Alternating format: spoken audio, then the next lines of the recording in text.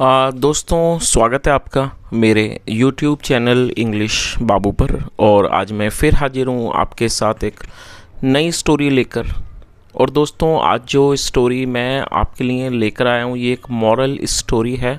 बहुत ही अच्छी कहानी है, बहुत ही अच्छे मैसेज के साथ। और आज की इस कहानी में आपको कई सारे नए इंग्लिश के वर्ड मीनिंग सीखने को मिलेंगे, उनकी करेक्ट प्रोनाउंसिएशन के बारे में पता चलेगा। और हमेशा की तरह जो इसका ग्रामर का पार्ट है उसे बिल्कुल डिटेल में कवर करेंगे, तो एक एक स्ट्रक्चर को आप बड़ी आसानी से सीख पाएंगे। तो चलिए दोस्तों आज की इस कहानी को हम शुरू करते हैं। और सबसे पहले कहानी का टाइटल देखते हैं। कहानी का टाइटल है द किंग्स डाइट। क्या मतलब हुआ दोस्तों? यहाँ किंग के बाद एपिस्ट्रॉफी एस का यूज़ किया गया है। और एपिस्ट्रॉफी एस का मतलब होता है जब हम किसी भी नाम के साथ किसी व्यक्ति के साथ कुछ जोड़ते हैं तो एपिस्ट्रॉफी एस का यूज़ किया जाता है। और डाइट का मतलब होता है आहार। द किंग्स डाइट, राजा का आहार। तो दोस्तों ये आज की इस कहानी का टाइटल है, शीर्षक है। और अब मैं इसे पढ़ना शुरू करता हूँ। आप लोगों से रिक्वेस्ट है कि आप कहानी को बिल्कुल ध्यान से सुनें। और यदि आज की कहानी में आपको कोई भी नया शब्द या फिर नया स्ट्रक्चर मिले तो आप उसको नोट करें। और यदि कहानी पसंद आए तो लाइक भी ज़रूर करें। तो चलिए इसको शुरू करते हैं। King Krishnadeva Raya had become very fat. क्या मतलब हुआ दोस्तों? ये जो वाक्य है ये एक पास्ट परफेक्ट का वाक्य है। पास्ट परफेक्ट का मतलब होता है पास्ट में किसी क्रिया का पूरा होना, पाया जाना। और ऐसे वाक्यों में हैड का इस्तेमाल हेल्पिंग वर्ब के रूप में किया जाता है और साथ में वर्ब की थर्ड फॉर्म लगाई जाती है। बिकम का मतलब है होना या फिर बनना, और थर्ड फॉर्म भी बिकम है। तो क्या अर्थ हुआ? King Krishnadeva Raya had become very fat. राजा कृष्णदेव राय बहुत मोटे हो चुके थे। He simply sat around and ate all kinds of food and did no exercise at all। और दोस्तों ये जो वाक्य है ये पास्ट इंडेफिनिट का अफर्मेटिव वाक्य है। और जब हम पास्ट इंडेफिनिट में कोई भी अफर्मेटिव का वाक्य बनाते हैं तो वहाँ वर्ब की सेकंड फॉर्म का यूज़ किया जाता है। सिट मतलब बैठना और सेकंड फॉर्म है sat. He simply sat around, वह बस बैठे रहते थे। And ate all kinds of food, और सभी तरह का खाना भोजन वो खाते थे। And did no exercise at all, और बिल्कुल भी व्यायाम नहीं करते थे। The courtiers and the ministers were worried about him. दोस्तों ये जो वाक्य है ये एक सिंपल पास्ट का वाक्य है। सिंपल पास्ट का मतलब होता है जब हम पास्ट में कोई ऐसा वाक्य बनाएं जहां पर वॉज या फिर वर का इस्तेमाल हेल्पिंग वर्ब के रूप में किया जाता है, साथ में नाउन या एडजेक्टिव को लेकर वाक्य बनाया जाता है। WORRIED वरीड ये एडजेक्टिव है जिसका मतलब होता है चिंतित होना, चिंतित। तो क्या अर्थ हुआ इस लाइन का? The courtiers and the ministers were worried about him. दरबारी और मंत्री उन्हें लेकर चिंतित थे, या कह सकते हैं कि उनके बारे में चिंतित थे। He used to be so active, they whispered to one another। दोस्तों इस वाक्य में used to का प्रयोग किया गया। used to का प्रयोग पास्ट के वाक्यों में कंसिस्टेंसी को, निरंतरता को दर्शाने के लिए किया जाता है। और साथ में वर्ब की फर्स्ट फॉर्म लगाई जाती है। और यदि वहाँ पर कोई वर्ब ना हो तो हमें बी के साथ जो भी नाउन या एडजेक्टिव हो उसे मेंशन करना होता है। और दोस्तों एक्टिव का मतलब होता है किसी व्यक्ति का सक्रिय होना, कामकाज में किसी भी चीज़ में उसे एक्टिव कहा जाता है। और ये जो वाक्य है ये पास्ट का है जहाँ पे सेकंड फॉर्म लगाई गई है। दे का मतलब होता है वे या फिर वे लोग। जब सब्जेक्ट में एक से ज़्यादा लोग शामिल होते हैं तो दे का यूज़ किया जाता है। और विस्पर का मतलब होता है कानाफूसी करना, धीरे से कुछ कहना, और सेकंड फॉर्म है विस्पर्ड। तो क्या अर्थ हुआ कि they whisper to one another, मतलब वे एक दूसरे से कान में बोलते थे। He used to be so active, कि ये बहुत एक्टिव हुआ करते थे, बहुत ज़्यादा। He rode and practised sword play and walked through the kingdom. और ये भी पास्ट का ही वाक्य है जहाँ सेकंड फॉर्म लगाई गई है। राइड मतलब घुड़सवारी करना, सेकंड फॉर्म रोड। ही रोड, वे घुड़सवारी करते। एंड प्रैक्टिस्ड स्वॉर्ड प्ले, और तलवारबाजी की वो प्रैक्टिस करते। And walked through the kingdom, और राज्य का भ्रमण करते, राज्य में घूमते। एंड लेड द सोल्जर्स, और सोल्जर्स का मतलब कि सिपाहियों का वो नेतृत्व करते। लीड मतलब नेतृत्व करना, और ये सेकंड फॉर्म है, और वो सिपाहियों का नेतृत्व करते। तो जो आपस में जो थे वो सब लोग बात करते हैं, मंत्री वगैरह। He would be angry if he found the soldiers unfit physically. और दोस्तों वुड का यूज़ भी पास्ट के वाक्यों में कंसिस्टेंसी के लिए ही किया जाता है। He would be very angry, वो बहुत ज़्यादा क्रोधित हो जाते, नाराज़ हो जाते, यदि if he found the soldiers unfit physically, यदि वे सिपाहियों को शारीरिक रूप से अनफिट पाते तो वो क्या थे, वो नाराज़ हो जाते हैं। एंड नाउ, और अब, ही लिव्स अ लाइफ, वह। और दोस्तों ये जो वाक्य है ये प्रेजेंट इंडेफिनिट का अफर्मेटिव वाक्य है। और जब हम प्रेजेंट इंडेफिनिट में कोई भी अफर्मेटिव का वाक्य बनाएंगे और सब्जेक्ट ही, शी या सिंगुलर होगा तो हमें फिफ्थ फॉर्म का यूज़ करना होता है। लिव का मतलब रहना, निवास करना, उसके अलावा जीने को भी लिव कहा जाता है। And now he lives a life, और अब वे ऐसा जीवन जीते हैं, where he hardly ever moves about, जहाँ वो मुश्किल से ही हिलते डुलते हैं। व्हाट कैन वी डू, हम क्या कर सकते हैं। आगे देखिए,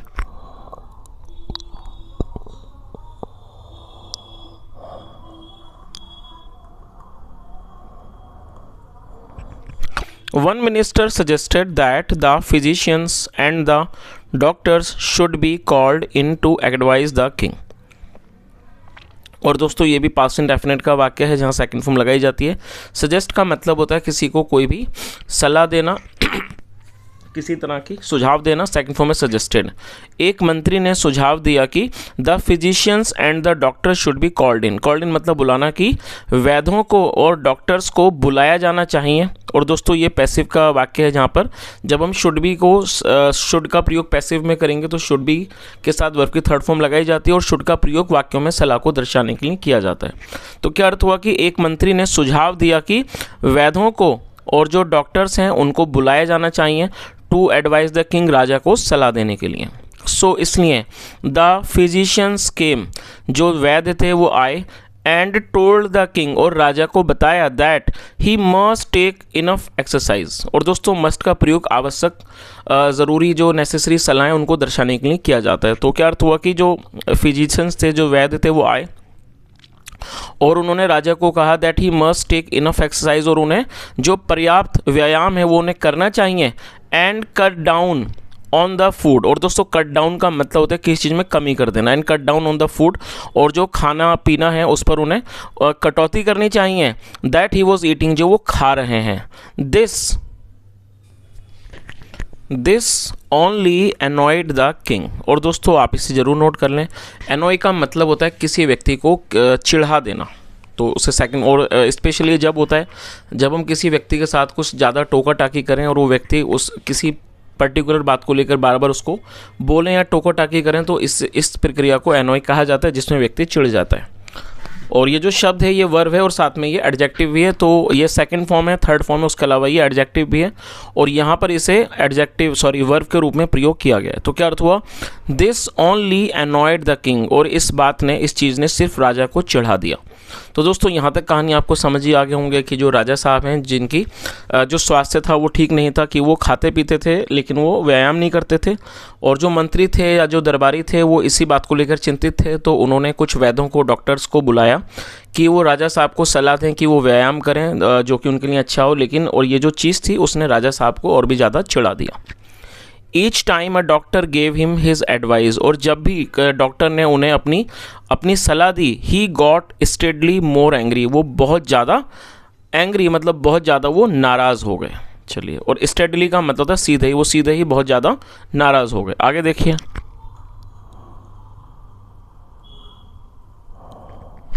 He announced that he wanted someone to find an easy remedy।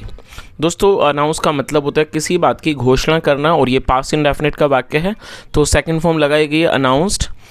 He announced, उन्होंने घोषणा की, that he wanted someone to find an easy remedy. दोस्तों वांट का मतलब होता है चाहना और सेकंड फॉर्म में wanted.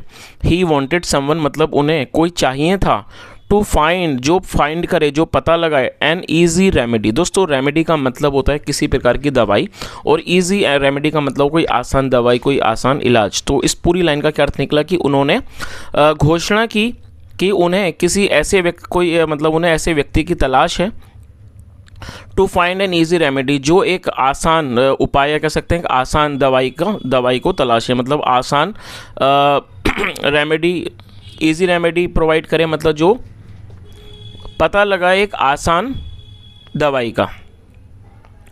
And he laid down one condition, और ले डाउन का मतलब तो रख देना, second form laid down. And he laid down one condition, और उन्होंने एक शर्त रख दी। Anyone whose advice failed would be beheaded। और दोस्तों ये जो वाक्य है ये फ्यूचर इंडेफिनिट का पैसिव का वाक्य है। जब फ्यूचर इंडेफिनिट में पैसिव में वाक्य बनाया जाएगा तो वुड बी के साथ वर्ब की थर्ड फॉर्म का यूज़ किया जाता है। तो क्या अर्थ हुआ, और वो कंडीशन क्या थी, शर्त क्या थी, एनीवन कोई भी, हुज एडवाइस फेल्ड, हुज मतलब जिसकी सलाह विफल होती है, वुड बी beheaded, उसका सर कलम कर दिया जाएगा, उसका सर काट दिया जाएगा।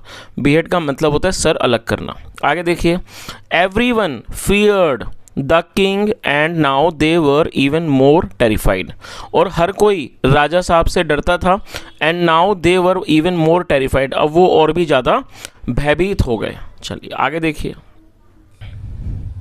दे ran to Tenali Raman and requested him to find a way to help them and the king. और दोस्तों ये भी पास्ट का ही वाक्य है जहाँ सेकंड फॉर्म लगाई गई है। दे रैन टू तेनाली रमन, वे दौड़कर तेनालीराम के पास गए। एंड रिक्वेस्टेड हिम, और उनसे अनुरोध किया, टू फाइंड अ वे मतलब एक रास्ता ढूंढने का, टू हेल्प देम उनकी मदद करने का, एंड द किंग और राजा साहब की। A few days later, later मतलब बाद, कुछ दिनों के बाद, an astrologer came to the court. और दोस्तों एस्ट्रोलॉजर का मतलब था ज्योतिषी, और ये भी पास्ट का ही वाक्य है, तो सेकंड फॉर्म लगाई गई है, कम मतलब आना, second form came. A few days later कुछ दिनों के बाद, an astrologer came to the court, एक ज्योतिषी दरबार आए। He told the court that the king had 1 month left to live। क्या अर्थ हुआ, he told the court, उन्होंने दरबार को बताया कि जो राजा साहब हैं had 1 month left to live, left का मतलब बचे होना, कि जो राजा साहब हैं उनके पास जीने का सिर्फ 1 महीना बचा है। The king was horrified and furious with the astrologer। Horrified का मतलब होता है बहुत ज़्यादा भयभीत हो जाना, और दोस्तों फ्यूरियस का मतलब होता है बिल्कुल क्रोधित हो जाना, बहुत ज़्यादा आग बबूला हो जाना। क्या अर्थ हुआ कि जो राजा साहब थे वो बहुत ज़्यादा डर गए, बहुत भयभीत हो गए। And furious with the astrologer, और ज्योतिषी से वो बहुत ज़्यादा नाराज़ हो गए। आगे देखिए,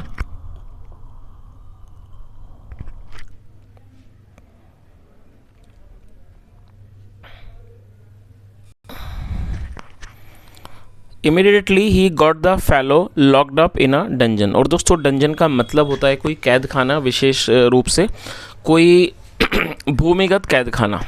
तो क्या अर्थ हुआ कि तुरंत he got the fellow locked up in the dungeon, उन्होंने उस व्यक्ति को कैद खाने में बंद करवा दिया। And he will stay there for a month added the king, राजा ने कहा कि वह वहाँ 1 माह तक रुकेगा, 1 माह तक ठहरेगा। आगे देखिए,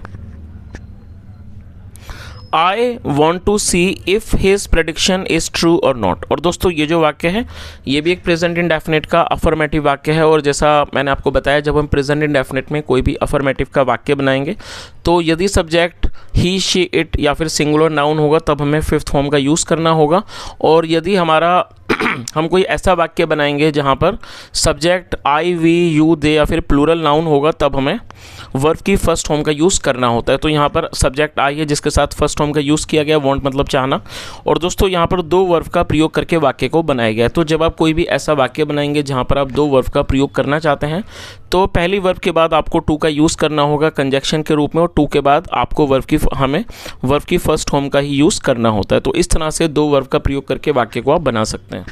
तो क्या अर्थ हुआ, I want to see if his prediction is true और नॉट। और दोस्तों प्रेडिक्शन एक नाउन है जिसका मतलब होता है भविष्यवाणी। उन्होंने क्या कहा कि मैं देखना चाहता हूँ if his prediction is true और नॉट, कि क्या उसकी जो भविष्यवाणी है वो सच्ची है या नहीं। हाउ डेयर ही से दिस, उसकी हिम्मत कैसे हुई ये ऐसा कहने की। And so the poor shivering astrologer sat in his cell and wondered what would happen to him at the end of the month. क्या अर्थ हुआ, and so the poor shivering astrologer. दोस्तों शिवरिंग का मतलब है कांपता हुआ, तो ये जो बेचारा कांपता हुआ ज्योतिषी था, सैट इन हिज सेल, वो अपने सेल में अपने कक्ष में बैठ गया। एंड वंडर्ड, और वो सोचने लगा, what would happen to him, कि उसका क्या होगा at the end of the month, महीने के अंत में। चलिए आगे देखिए,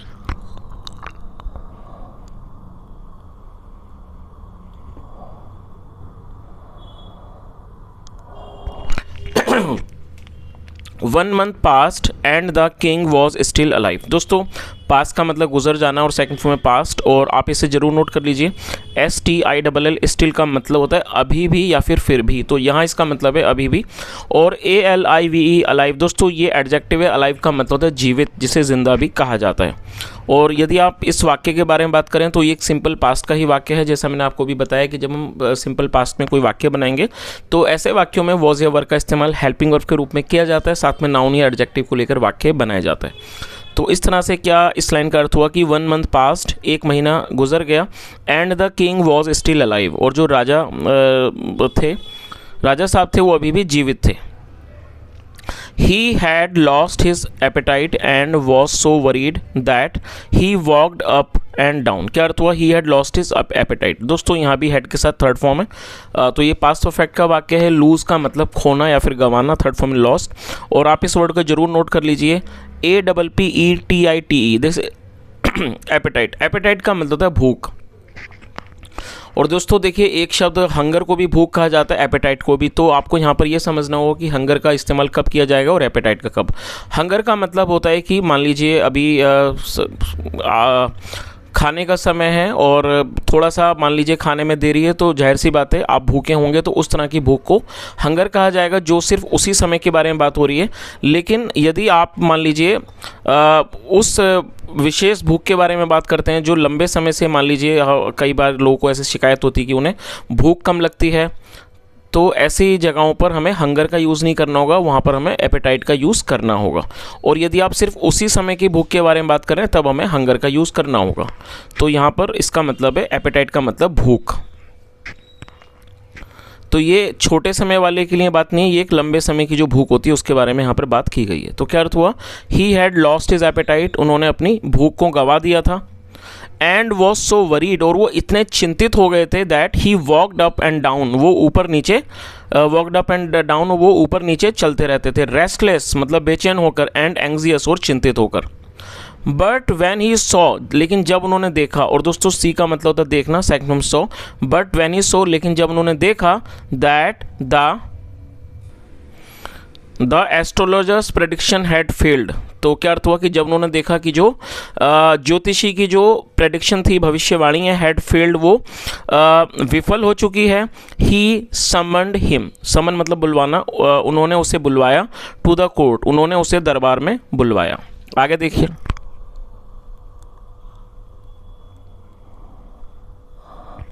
so my fine astrologer here I am, तो मेरे प्यारे ज्योतिषी मैं हूँ यहाँ।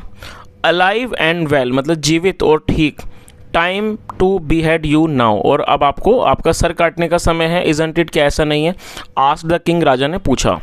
योर मजेस्टी, महाराज, please see yourself in a mirror once before you decide, pleaded the astrologer. और दोस्तों प्लीड का मतलब होता है विनती करना, और ये सेकंड फॉर्म में जो ज्योतिषी थे उन्होंने विनती की। योर मजेस्टी महाराज, please see yourself in a mirror once, मतलब कृपया करके एक बार अपने आप को आईने में देखिए, शीशे में देखिए। बिफोर यू डिसाइड मतलब कि इससे पहले कि आप निर्णय लें, आप एक बार अपने आप को शीशे में देखिए। The king was surprised eight the reflection he saw, और दोस्तों सरप्राइज का मतलब होता है हैरान हो जाना, और ये एडजेक्टिव है। और रिफ्लेक्शन का मतलब होता है परछाई या प्रतिबिंब। The king was surprised to at the reflection he saw, और राजा साहब ने जो परछाई देखी, जो प्रतिबिंब देखा, उसे देखकर वो हैरान हो गए। He was not fat and any more, अब वो मोटे नहीं थे। I am not an astrologer your majesty, महाराज मैं कोई ज्योतिषी नहीं हूँ। ही कन्फेस्ड, कन्फेस का मतलब है कबूल करना, किसी बात को मान लेना, स्वीकार कर लेना। उसने स्वीकार किया, माना इस बात को कि मैं कोई ज्योतिषी नहीं हूँ। आई एम अ फिजिशियन, मैं एक वैद्य हूँ। It was Tenali Raman who asked to frighten you so that you might stop overeating and start walking. और दोस्तों यहाँ देखिए हु का यूज़ किया गया। हु एक रिलेटिव प्रोनाउन है, जब हम किसी का रेफरेंस देते हैं तो रेफरेंस देने के लिए हु का यूज़ किया जाता है। तो उन्होंने आगे क्या कहा कि आई एम ए फिजिशियन, मैं एक वैद हूँ। इट वॉज तेनालीरामन, और वो तेनालीरामन है। Who asked to frighten you, जिसने मुझे आपको डराने को कहा। सो दैट, ताकि you might stop overeating, ताकि आप ज़्यादा खाना पीना छोड़ दें। एंड स्टार्ट वॉकिंग, और टहलना शुरू कर दें। The king rewarded both the physician and Tenali Raman. Reward का मतलब होता है किसी को कोई इनाम देना, पुरस्कार वगैरह देना। तो क्या अर्थ हुआ कि जो राजा थे उन्होंने दोनों को, मतलब कि वैद्य को और तेनालीरामन को इनाम दिया। चलिए, तो दोस्तों इस तरह से ये छोटी सी कहानी यहीं ख़त्म होती है, बहुत ही अच्छे मॉरल के साथ। और यदि मैं मॉरल के बारे में बात करूं तो दोस्तों मॉरल जो है वो हम सभी के लिए है, क्योंकि आज के समय में हम में से कई लोग ऐसे हैं जो व्यायाम नहीं करते, एक्सरसाइज नहीं करते, और जिसकी वजह से हमें कई बार जो शारीरिक परेशानियां हैं उठानी पड़ती हैं, जिससे हमारा वज़न भी बढ़ता है, कोलेस्ट्रॉल की प्रॉब्लम होती है, और वज़न बढ़ने से कई तरह की परेशानियां होती हैं।